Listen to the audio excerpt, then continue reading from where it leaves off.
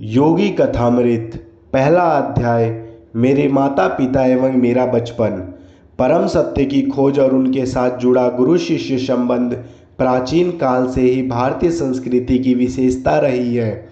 इस खोज के मेरे अपने मार्ग ने मुझे एक भगवत स्वरूप सिद्ध पुरुष के पास पहुंचा दिया, जिनका सुगढ़ जीवन युग युगांतर का आदर्श बनने के लिए ही तराशा हुआ था। वे उन महान विभूतियों में से एक थे जो भारत का सच्चा वैभव रहे हैं। ऐसे सिद्धजनों ने ही हर पीढ़ी में अवतरित होकर अपने देश को प्राचीन मिस्र एवं बेबीलोन के समान दुर्गति को प्राप्त होने से बचाया है। मुझे याद आता है, मेरे शैशव काल में पिछले जन्म की घटनाओं की स्मृतियां मेरे स्मृति पटल पर उभर रही थी। तथापि ये स्मृतियां उन घटनाओं के घटित होने के क्रम के अनुसार नहीं थी। बहुत पहले के एक जन्म की स्पष्ट स्मृतियां मुझ में जागी थी, जब मैं हिमालय में रहने वाला एक योगी था। अतीत की इन झांकियों ने किसी अज्ञात कड़ी से जुड़कर मुझे भविष्य की भी झलक दिखाई। शिशु अवस्था की असहाय व अवमाननाओं की स्मृति मुझ में अभी भी बनी हुई है। चल फिर पाने में और अपनी भावनाओं को मुक्त रूप से व्यक्त कर पाने में असमर्थ होने के कारण मैं विक्षुब्ध रहता था। अपने शरीर की अक्षमताओं का भान होते ही प्रार्थना की लहरें मेरे भीतर उठने लगती थी। मेरे व्याकुल भाव अनेक भाषाओं के शब्दों में मेरे मन में व्यक्त होते थे। विविध भाषाओं और आंतरिक संभ्रम के बीच मैं धीरे धीरे अपने लोगों के बंगाली शब्द सुनने का अभ्यस्त होता गया। यह थी शिशु मस्तिष्क की मन बहलाने की सीमा, जिसे बड़े लोग केवल खिलौने और अंगूठा चूसने तक ही सीमित मानते थे। इस मानसिक विक्षुब्धताओं और मेरे साथ न देने वाले शरीर के कारण मैं कई बार झल्लाकर आकुलता से रो पड़ता था। मेरी आकुलता पर परिवार में सबको होने वाला विस्मय मुझे याद है। सुखद स्मृतियां भी अनेक हैं। मेरी माँ का दुलार और तुतलाने तथा लड़खड़ा के चलने के मेरे आरंभिक प्रयास। इस आरंभिक सफलताओं को सामान्यतः जल्दी ही भुला दिया जाता है, परंतु फिर भी यह आत्मविश्वास की स्वाभाविक आधारशिलाएं होती हैं। मेरी इन सुदूरगामी स्मृतियों का होना कोई अपूर्व बात नहीं है। अनेक योगियों के विषय में ज्ञात है कि उन्होंने जन्म मृत्यु के नाटकीय अवस्था परिवर्तन में भी अपने आत्मबोध को बनाए रखा। यदि मनुष्य केवल शरीर होता तो निसंशय उसकी मृत्यु के साथ ही उसका अस्तित्व समाप्त हो जाता, किंतु यदि युग युगांतर में सिद्ध महात्माओं ने सत्य प्रतिपादित किया है तो मानव मूलतः अशरीर सर्वव्यापी आत्मा है। शैशवावस्था की स्पष्ट स्मृतियों का होना विलक्षण तो है, किंतु ऐसी घटनाएं अति दुर्लभ भी नहीं है। अनेक देशों में यात्रा मैंने अनेक सत्यनिष्ठ स्त्री पुरुषों के मुख से उनकी शैशवावस्था की स्मृतियां सुनी है। मेरा जीवन पूर्वोत्तर भारत में हिमालय पर्वत श्रेणी के निकट स्थित गोरखपुर में 5 जनवरी 1713 ईस्वी को हुआ था। वहीं मेरे जीवन के पहले 8 वर्ष व्यतीत हुए थे। हम 8 बच्चे थे, 4 भाई और 4 बहनें। मैं मुकुंद लाल घोष भाइयों में दूसरा और माता पिता की चौथी संतान था। मेरे माता पिता बंगाली क्षत्रिय थे, दोनों ही संत प्रकृति के थे। उनके शांत एवं शालीन दाम्पत्य प्रेम में कभी कोई अनर्थक व्यवहार व्यक्त नहीं हुआ। माता पिता के बीच आपसी सामंजस्य चारों ओर चलने वाले 8 नन्हे जीवों के कोलाहल का शांत केंद्र था। मेरे पिता श्री भगवती चरण घोष स्वभाव से दयालु, गंभीर और कभी कभी कठोर थे। उनके अत्यंत प्यार करते हुए भी हम बच्चे उनसे आदर युक्त दूरी बनाए रखते थे। वे असाधारण गणितज्ञ थे और तर्कशास्त्र वक्ता थे तथा मुख्यतः अपनी बुद्धि से ही काम लेते थे, किंतु माता तो स्नेह की देवी थी और हमें केवल प्रेम के द्वारा ही सिखाती थी। माँ के देहांत के पश्चात पिताश्री अपनी आंतरिक कोमलता अधिक स्पष्ट रूप से व्यक्त करने लगे। तब मैंने देखा कि उनकी आंखों में प्राय मेरी माँ की आंखों की झलक दिखाई पड़ती थी।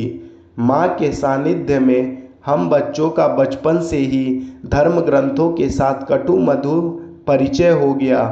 अनुशासन की आवश्यकता पड़ने पर माँ रामायण और महाभारत से प्रसंगोचित कहानियाँ हमें सुनाती थी। ऐसे अवसरों पर डांट और शिक्षा दोनों ही साथ साथ चलते थे। पिताजी के प्रति आदर के प्रति स्वरूप कार्यालय से अनेक घर आने पर उनका स्वागत करने के लिए शाम में माँ हम बच्चों को कपड़े आदि पहनाकर ध्यानपूर्वक तैयार करती। पिताजी भारत के तत्कालीन बड़ी कंपनियों में से एक बंगाल नागपुर रेलवे बीएनआर में उपाध्यक्ष के समकक्ष पद पर कार्यरत थे। यात्रा उनके कार्य का एक हिस्सा थी। हमारा परिवार मेरे बाल्यकाल में अनेक शहरों में रहा। माँ गरीबों की सहायता के लिए सदा तत्पर रहती थी। पिताजी भी इस मामले में करुणापूर्ण दृष्टिकोण रखते थे, परंतु अपनी आर्थिक सीमा के अंदर ही व्यय करना पसंद करते थे। एक बार 15 दिनों में माँ ने गरीबों को खिलाने के लिए पिताजी की मासिक आय से अधिक रकम खर्च कर दी। इस पर पिताजी ने माँ को कहा, मैं तुमसे केवल इतना कहना चाहता हूँ कि कृपया करके अपना दान धर्म तुम उचित सीमा के अंदर करो। माँ को अपने पति की यह सौम्य उलाहना भी व्यथाजनक लगी। बच्चों को किसी प्रकार के मतभेद का कोई आभास दिए बिना माँ ने एक घोड़ा गाड़ी मंगवाई। नमस्कार, मैं अपने मायके जा रही हूँ, प्राचीन धमकी। हम लोग चकित होकर विलाप करने लगे। उसी समय संयोग बस हमारे मामा वहाँ आ गए। उन्होंने पिताजी के कान में फुसफुसाकर धीरे से कोई परामर्श दिया। निसंचय सदियों से चला आ रहा कोई उपाय। पिताजी के कुछ संधिजनक स्पष्टीकरण के बाद माँ ने खुशी खुशी घोड़ा गाड़ी लौटा दी। अपने माता पिता के बीच मेरे द्वारा देखे गए एकमात्र विवाद का इस प्रकार अंत हुआ। परंतु एक विशेष संवाद मुझे याद आता है। कृपया अभी अभी घर पर आई एक असहाय महिला को देने के लिए मुझे 10 रुपये दीजिए। माँ की मुस्कुराहट में मनाने की अपनी ही एक शक्ति थी। 10 किस लिए, 1 रुपया काफ़ी है। पिताजी ने इसके साथ एक औचित्य समर्थन भी जोड़ दिया। जब मेरे पिताजी और दादा दादी की अचानक मृत्यु हो गई, तब मैंने गरीबी को पहली बार अनुभव किया।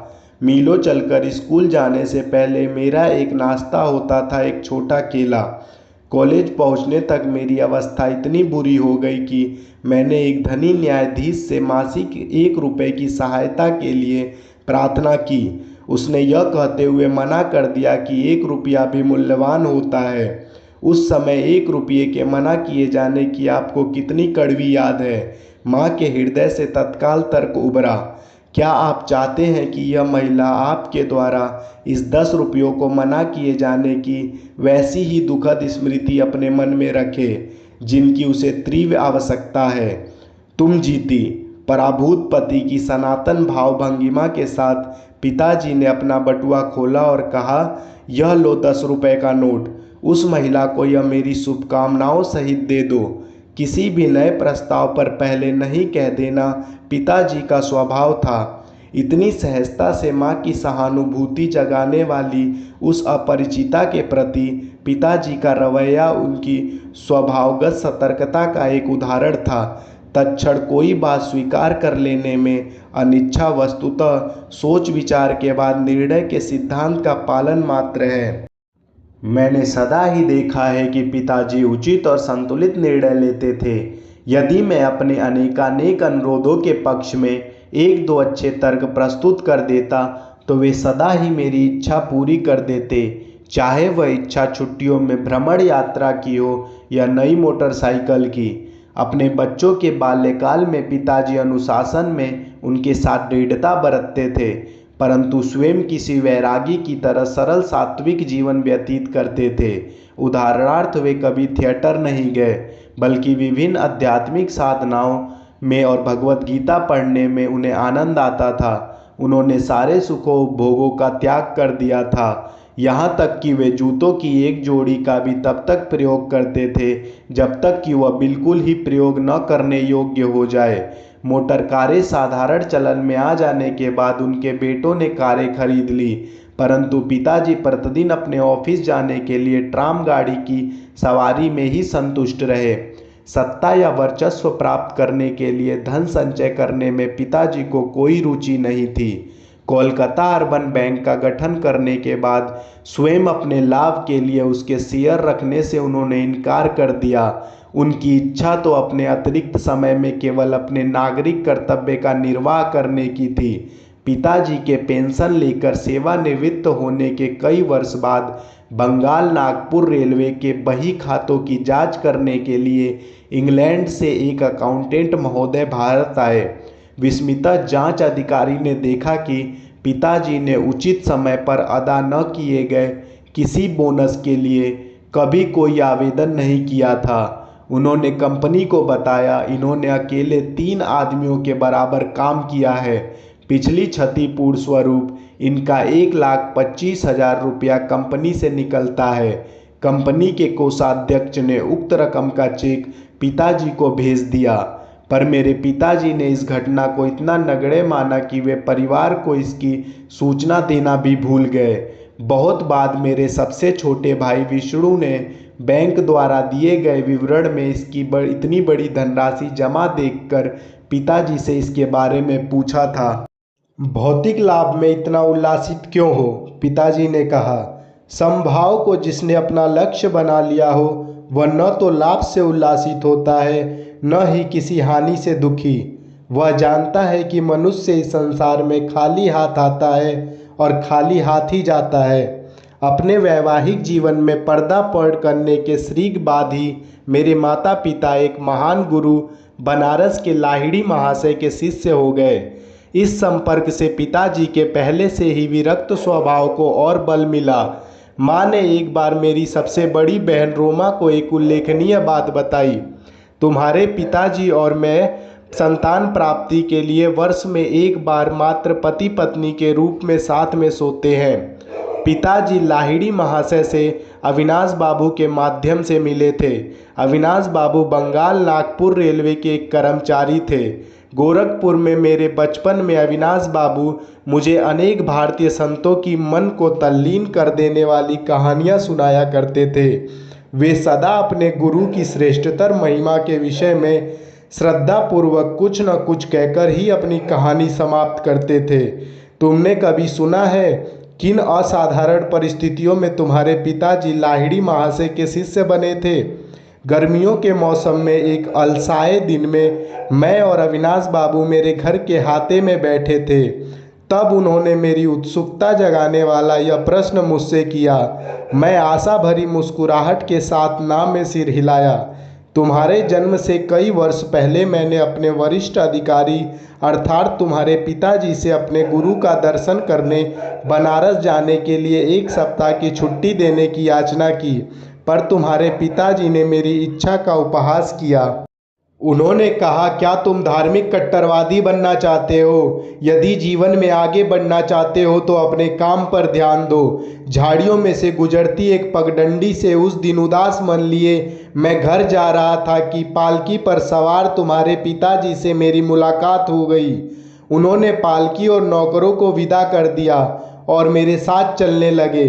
मुझे सांत्वना देने के लिए सांसारिक सफलता के लिए प्रयास करने के लाभ मुझे समझाने लगे, पर मैं उनकी बातें बेमन होकर सुन रहा था। मेरा हृदय बार बार यही पुकार रहा था कि लाहिड़ी महाशय, मैं आपके दर्शन के बिना नहीं रह सकता।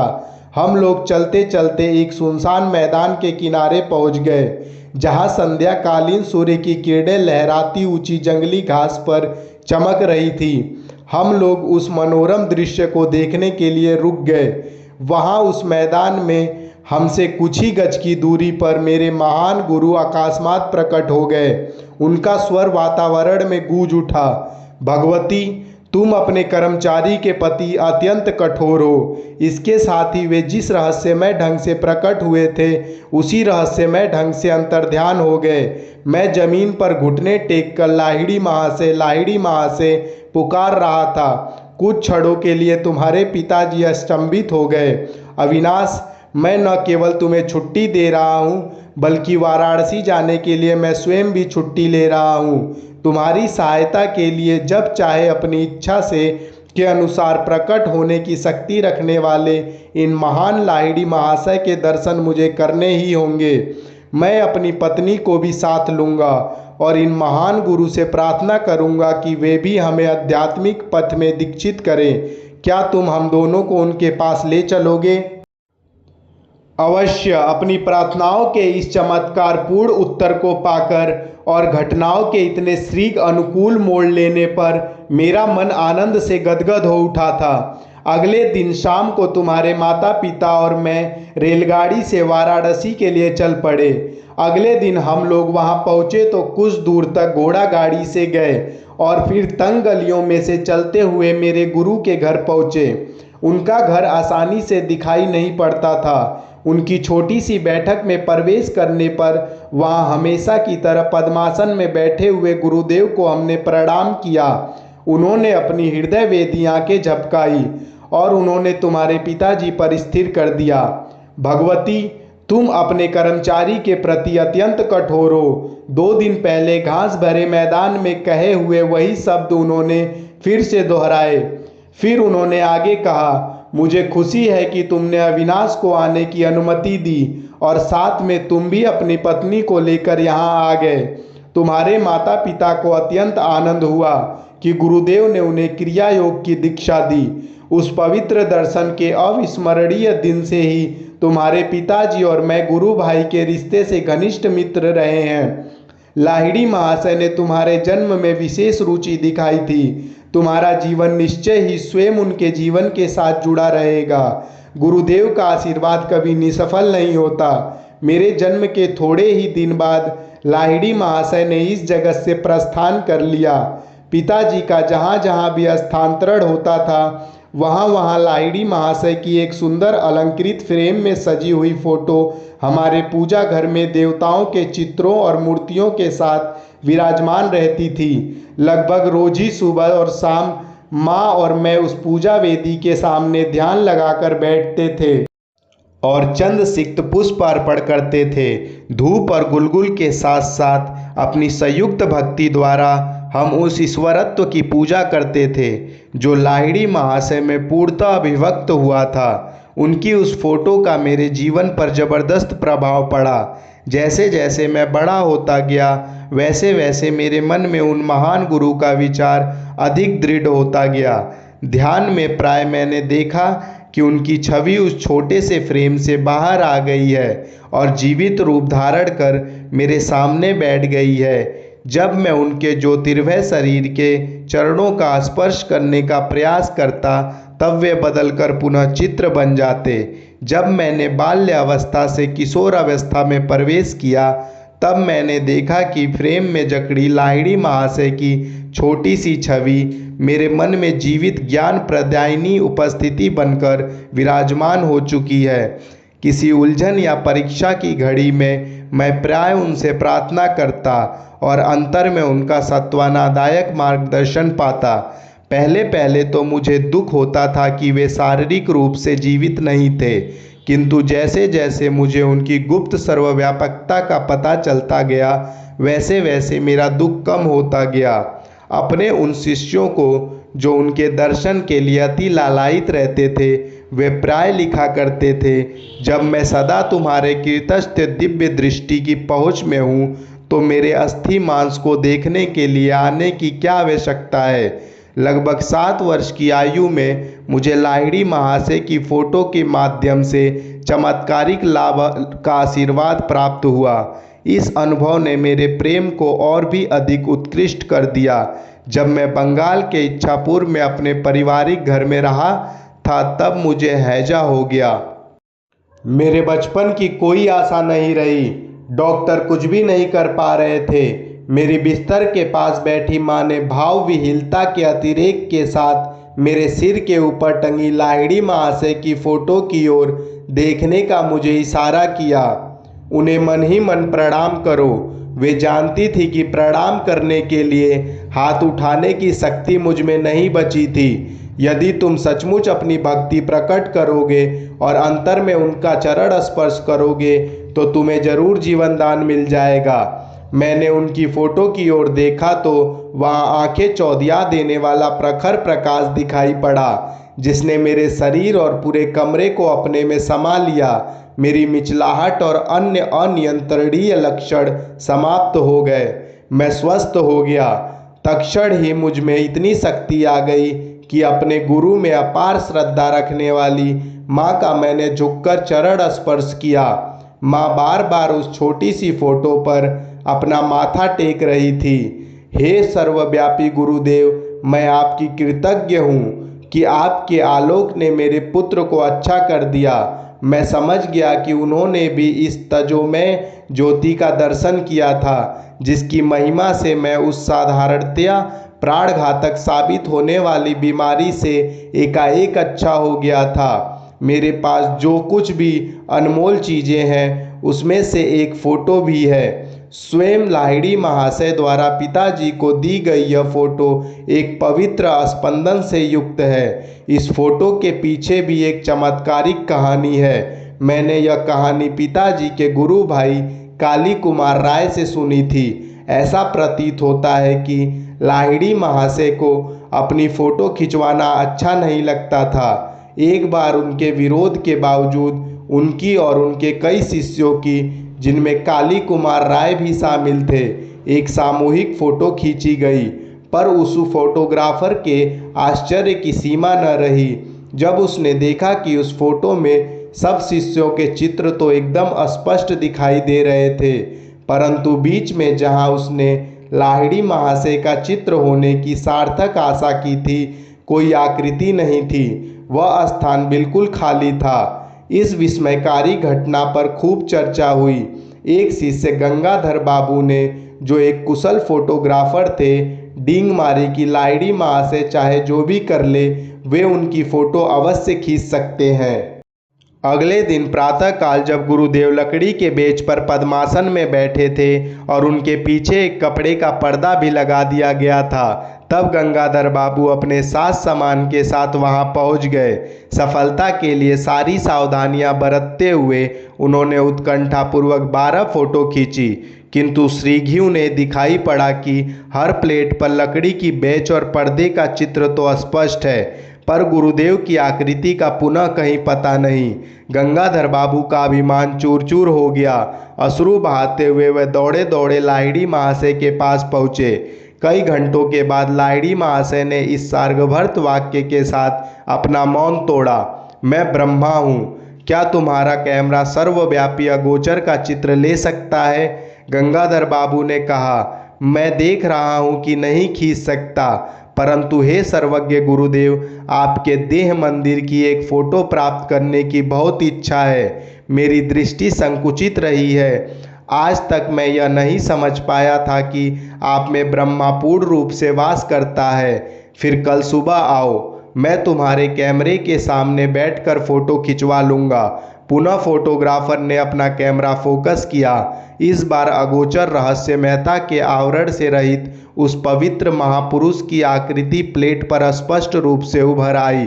गुरुदेव ने इसके बाद कभी अपनी कोई फ़ोटो नहीं खिंचवाई, कम से कम मैंने नहीं देखी। वही फ़ोटो इस पुस्तक में छपी है। सोच में ढली लाहिड़ी महाशय की मुखाकृति से कुछ पता नहीं चल पाता कि वे किस कुल वंश के थे।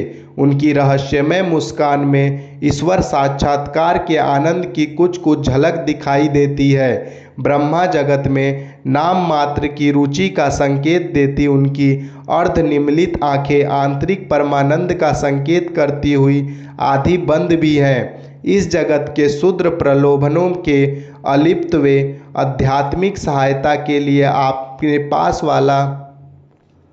अगले दिन प्रातःकाल जब गुरुदेव लकड़ी की बेंच पर पद्मासन में बैठे थे और उनके पीछे एक कपड़े का पर्दा भी लगा दिया गया था, तब गंगाधर बाबू अपने साज सामान के साथ वहां पहुंच गए।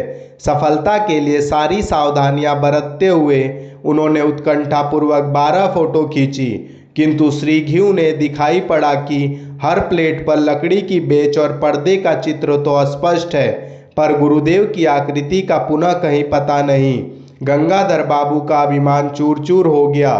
अश्रु बहाते हुए वे दौड़े दौड़े लाहिड़ी महाशय के पास पहुँचे। कई घंटों के बाद लाहिड़ी महाशय ने इस सार्वभर्तित वाक्य के साथ अपना मौन तोड़ा, मैं ब्रह्मा हूँ। क्या तुम्हारा कैमरा सर्वव्यापी अगोचर का चित्र ले सकता है?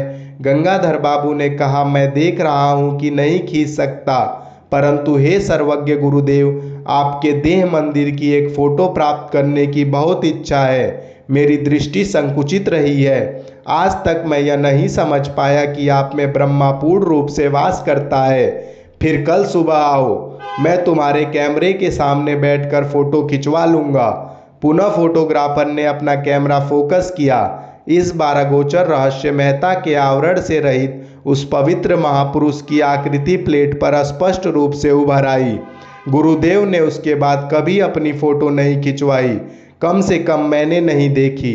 वही फोटो इस पुस्तक में छपी है। साँचे में ढली लाहिड़ी महाशय की मुखाकृति से कुछ पता नहीं चल पाता कि वे किस कुलवंश के थे। उनकी रहस्यमय मुस्कान में ईश्वर साक्षात्कार के आनंद की कुछ कुछ झलक दिखाई देती है। ब्रह्म जगत में नाम मात्र की रुचि का संकेत देती उनकी अर्धनिमीलित आंखें आंतरिक परमानंद का संकेत करती हुई आधी बंद भी है। इस जगत के क्षुद्र प्रलोभनों में अलिप्त वे आध्यात्मिक सहायता के लिए अपने पास आने वाले जिज्ञासुओं की आध्यात्मिक समस्याओं के प्रति सतत पूर्ण जागरूक रहते थे। गुरुदेव की चित्र की महिमा से स्वास्थ्य लाभ करने के थोड़े दिन बाद ही मुझे एक प्रभावकारी दिव्य दर्शन हुआ। एक दिन प्रातः अपने बिछौने पर बैठा मैं एक गहन दिव्या स्वप्न में डूब गया। बंद आंखें के अंधकार के पीछे क्या है, यह अनुसंधानात्मक विचार बड़े वेग के मेरे मन में उभर आया। तत्क्षण ही मेरी अंतर्दृष्टि के सामने प्रखर प्रकाश कौंध गया। मेरे ललाट में विस्तीर्ण दीप्तिमान तट पर पर्वत गुफाओं में ध्यानस्थ बैठे संतों की आकृतियां छोटे छोटे चलचित्रों की भांति प्रकट होने लगी। आप लोग कौन हैं? मैं उच्च स्वर में पूछा। हम हिमालय के योगी हैं। इस दिव्य उत्तर का आनंद वर्णनातीत था। मेरा हृदय पुलकित हो उठा। आह, मैं भी हिमालय में आकर आपके जैसा बनना चाहता हूँ। दृश्य अंतर्धान हो गया, परंतु रजत किरणें मंडकाल में अनंत की ओर विस्तृत हो गई। यह अद्भुत आलोक क्या है? मैं ईश्वर हूँ, मैं प्रकाश हूँ। यह ध्वनि बादलों की सौम्य बुदबुदाहट जैसी थी। मैं आपके साथ एकाकार होना चाहता हूँ। यह क्षिप्त व ईश्वरीय आनंद क्रमशः क्षीण होता गया, पर उससे मैं ब्रह्म की अस्थायी खोज विरासत प्राप्त करने में सफल हुआ। ईश्वर शाश्वत नित्य नवीन आनंद है। यह स्मृति मेरे हृदय पटल पर इस अनुभव के बाद लंबे समय तक बनी रही। बचपन की एक अन्य स्मृति असाधारण है और उल्लेखनीय भी, क्योंकि उसका चिन्ह आज भी मेरे हाथ पर है। एक दिन प्रातः समय मैं और मेरी बहन उमा अपने गोरखपुर के घर में हाते में नीम के पेड़ के नीचे बैठे थे। आसपास के तोतों को नीम के पके फल खाते मैं निहार रहा था और बीच में जो समय मिलता उसमें उमा दीदी मुझे बंगाली की पहली पुस्तक पढ़ने में मदद कर रही थी। उमा दीदी ने अपने पैर पर फोड़ा होने की बात बताई और वह उस समय लगाने के लिए मरहम की एक डिबिया ले आई। मैंने उसमें से थोड़ा मरहम अपने हाथ पर लगा लिया। तुम निरोग हाथ पर मरहम क्यों लगा रहे हो? बात ऐसी है दीदी, मुझे लग रहा है कि कल मुझे यहाँ फोड़ा होने वाला है। चल झूठा कहीं का। दीदी, जब तक तुम कल सुबह क्या होता है यह देख नहीं लेती तब तक मुझे झूठा नहीं कह सकती। मुझे क्रोध आ गया। उमा पर उसका कोई असर नहीं पड़ा और 3 बार अपने व्यंग को दोहराया। एक दृढ़ निश्चय मेरी आवाज़ में ध्वनित होने लगा जब मैं धीरे धीरे कहना शुरू किया कि मैं अपनी इच्छा शक्ति के बल के साथ कहता हूँ कि कल मेरे हाथ पर इसी जगह एक काफ़ी बड़ा फोड़ा निकल आएगा और तुम्हारा फोड़ा सूजकर दुगना हो जाएगा। सुबह मेरे हाथ पर एक बहुत बड़ा फोड़ा निकल आया और उमा का फोड़ा आकार में दुगना हो गया। मेरी बहन चीखती हुई माँ के पास भागी। माँ, मुकुंद जादू टोना करना सीख गया है। माँ ने गंभीर होकर मुझसे कहा कि हानि करने के लिए मैं शब्द शक्ति का प्रयोग कभी न करूं। मैंने माँ का वह उपदेश सदा ही याद रखा है और उसका पालन किया है। मेरे फोड़े का इलाज चीरे से हुआ। डॉक्टर के चीरे से बना चिन्ह आज भी वर्तमान है। मेरे दाहिने हाथ पर मनुष्य के शब्द की शक्ति का नित्य स्मरण दिलाता हुआ यह चिन्ह स्मारक के रूप में विद्यमान है। एक गहरी एकाग्रता के साथ उमा को कहे गए उन साधारण एवं प्रकटता हानि रहित प्रतीत होने वाले शब्दों के बम के सदृश विस्फोट कर निश्चित परिणाम उत्पन्न करने की यह क्षिप्त परिणाम हानिकारक थे। पर्याप्त शक्ति निहित थी। बाद में मेरी समझ में आया कि किसी के जीवन को संकेत से बचाने के लिए वाणी की विस्फोटक स्पंदन शक्ति का सदुपयोग किया जा सकता है और इसी प्रकार बिना चिन्ह या कष्ट रहित शल्य चिकित्सा की जा सकती है। हमारा परिवार पंजाब के लाहौर शहर में स्थानांतरित हुआ। वहाँ मैंने देवी काली के रूप में जगन माता का एक चित्र प्राप्त किया। हमारे घर की बालकनी में इस चित्र का अनौपचारिक मंदिर बना। मेरे मन में अनायास ही यह निश्चित विश्वास पैदा हो गया कि उस पवित्र स्थान पर की गई मेरी किसी भी प्रार्थना की पूर्ति का ताज पहना दिया जाएगा। एक दिन वहाँ उमा के साथ खड़ा होकर मैं दो लड़कों को दो घरों की छत पर पतंग उड़ाते देख रहा था। इन दोनों घरों और हमारे घर के बीच बहुत ही संकरी गली थी। तुम आज इतने चुप क्यों हो? उमा ने खेल खेल में मुझे धक्का देकर पूछा। मैं यह सोच रहा हूँ कि कितनी अद्भुत बात है कि मैं जो भी मांगता हूँ जगन माता मुझे दे देती हैं। मैं समझती हूँ वह तुम्हें यह दोनों पतंग भी दे देंगी। मेरी बहन उपहास की हंसी हंसते हुए बोली। क्यों नहीं, मैंने उन पतंगों को पाने के लिए मौन प्रार्थना शुरू कर दी। भारत में धागों पर मांझा, गोंद और शीशे का चूड़ लगाकर पतंगों का खेल खेला जाता है। प्रत्येक पतंग उड़ाने वाला अपने प्रतिद्वंदी की पतंग काटने का प्रयास करता है। कटी हुई पतंग छतों के ऊपर से जाती है, तब उसे पकड़ने में बड़ा मज़ा आता है।